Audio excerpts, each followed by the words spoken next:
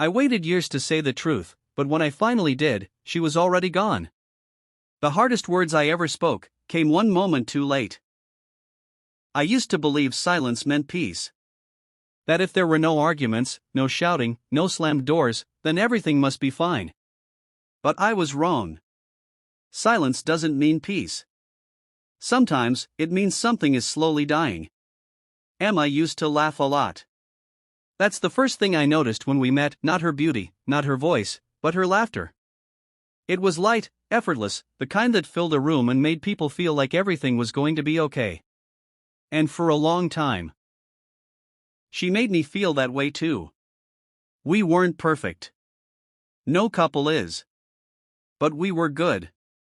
Really good. We had routines. Sunday morning coffee together. Late night movies where she'd fall asleep halfway through. Random little arguments about things that didn't matter, like where to eat or what color to paint the wall. Those were the moments I thought would last forever. But forever has a strange way of changing when you start hiding things. It started small. At least, that's what I told myself. It's not the right time, I'd think. She's already stressed. I'll tell her later.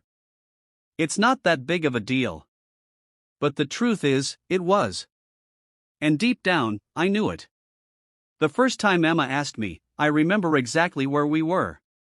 We were sitting at the kitchen table. She had made dinner, something simple, pasta I think. She kept glancing at me, like she was trying to solve a puzzle. "Are you okay?" she asked. I didn't even look up. "Yeah." "Why?" She hesitated. "I don't know." "You just feel distant." I forced a smile. "I'm just tired. Work's been a lot lately." That was the first lie. And the easiest one. After that, it became a pattern. She'd ask. I'd deflect. She'd get quiet. And I'd convince myself that I was protecting her. But I wasn't protecting her. I was protecting myself from the consequences of the truth. The truth. Even now, it's hard to say. Not because I don't remember it, but because I remember it too clearly. It wasn't just one mistake. It was a series of choices. Bad ones. Selfish ones. The kind you don't think will matter in the moment, until they destroy everything later. Months passed. Emma stopped asking as much. At first, I thought that was a good sign. Less questions meant less pressure. Less pressure meant I didn't have to tell her anything. But what I didn't realize was, she wasn't asking anymore because she was starting to give up. The laughter disappeared first. Then the small touches. The way she used to rest her head on my shoulder, gone. The way she'd text me randomly during the day, gone. Even the arguments stopped. And that's when I should have known. Because arguments mean you still care. Silence means you're already halfway out the door. One night, I came home late. The house was quiet. Too quiet. Emma was sitting on the couch, staring at nothing. No TV. No phone. Just sitting there. "Hey," I said, trying to sound normal. She didn't respond right away. Then finally, without looking at me, she said, "Who are you?" I laughed nervously. "What?" She turned to me, her eyes filled with something I hadn't seen before. Not anger. Not sadness. Something worse. Distance. "I don't recognize you anymore," she said softly. That should have been the moment. The moment I told her everything. The moment I chose honesty over fear. But I didn't. Instead, I did what I had been doing for months. I lied. "You're overthinking," I said. "Nothing's wrong." She stared at me for a long time. Like she was waiting. Hoping. Giving me one last chance. But I stayed silent. And that's when something inside her changed. I saw it. Felt it. The exact moment she stopped believing in me. She nodded slowly. Okay, she whispered. Just one word. But it sounded like the end of something. That night, we slept in the same bed. But it felt like we were miles apart. I lay there awake, staring at the ceiling. Thinking about the truth. Thinking about telling her. Thinking about fixing everything. But I kept telling myself the same thing I always did. Tomorrow. I didn't. No then. That tomorrow would come too late. I should have told her that night. That moment, when she looked at me like I was a stranger. That was my last real chance. But fear is a strange thing. It convinces you that silence is safer than truth. Even when everything inside you knows, it's not. The next morning felt normal. And somehow, that made it worse. Emma was already in the kitchen when I woke up. She was making coffee, just like she always did. The same routine. The same movements. But something was missing. She didn't look at me. Didn't smile. Didn't say good morning. I stood there for a moment, watching her. Waiting. Hoping she'd turn around and things would go back to how they used to be. But she didn't. I'll be late tonight, she said, still facing away from me. Her voice was calm. Too calm. Work stuff. That was it. No explanation. No extra words. Just distance, wrapped in politeness. Okay, I replied. And just like that, we continued pretending everything was fine. Days turned into weeks. Weeks into months. And somewhere in between, we stopped being us. We became two people living in the same house. Sharing space. But not life. She started coming home later. Stopped asking about my day. Stopped telling me about hers. One night, I tried to reach for her hand. Something so small. So simple. But she pulled away. Not aggressively. Not angrily. Just gently. Like my touch didn't belong there anymore. That hurt more than any argument ever could. Emma, I said softly. She didn't respond. Just kept looking at her phone. What's going on with us? I asked. The irony of that question still haunts me. Because I knew exactly what was wrong. I just didn't have the courage to say it. She finally looked at me. And for the first time in months, I saw tears in her eyes. But they didn't fall. I've been asking you that for a long time, she said. That hit me hard.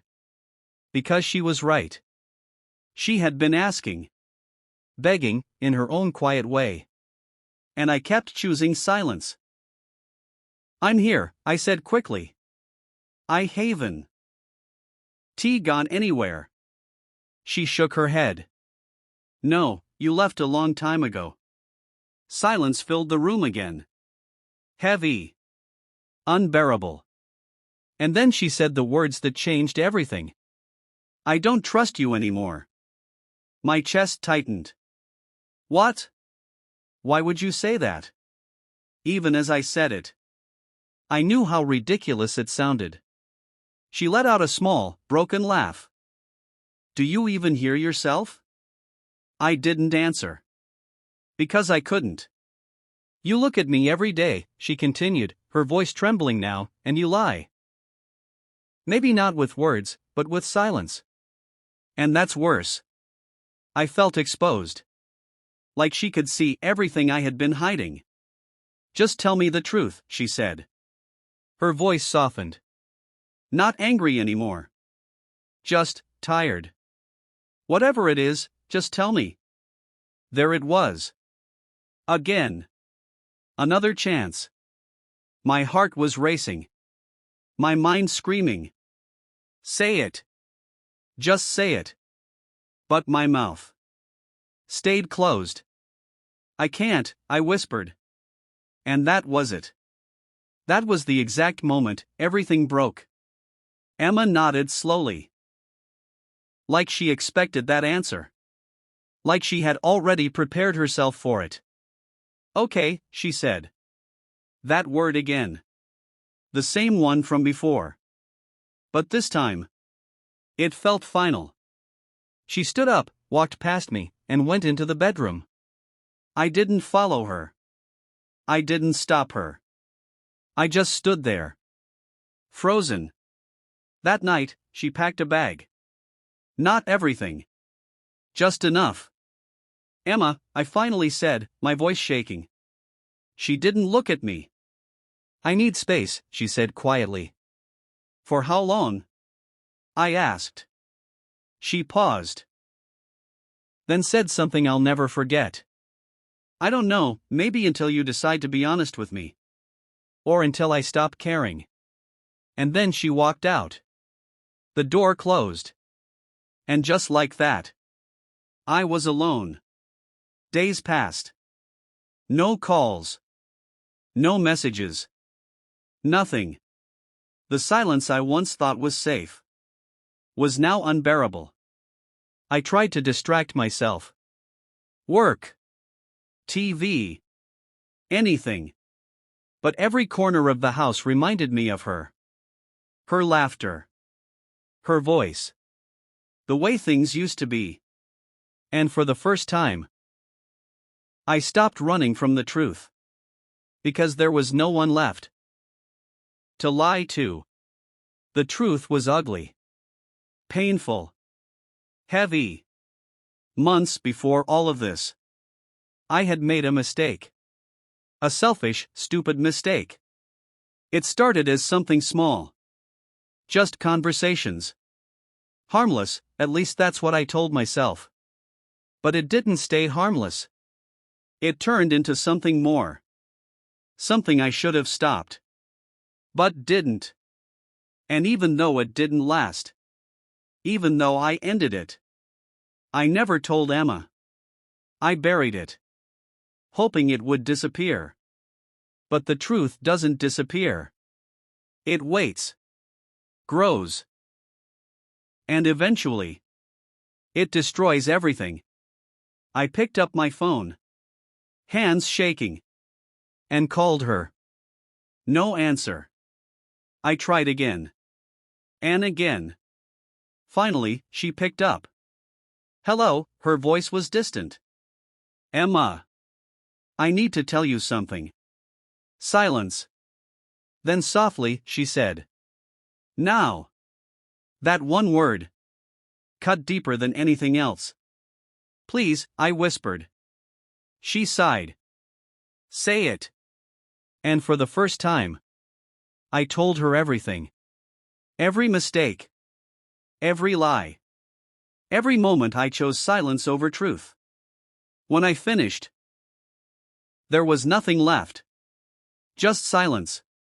Long. Heavy. Final. And then she spoke. I knew, she said quietly. My heart dropped. What? I didn't know the details, but I knew something was wrong. I gave you so many chances to tell me. Tears filled my eyes. I was scared, I said. So was I, she replied. That broke me. I thought if I told you, I'd lose you, I whispered. She let out a soft, painful breath. And now? I couldn't answer.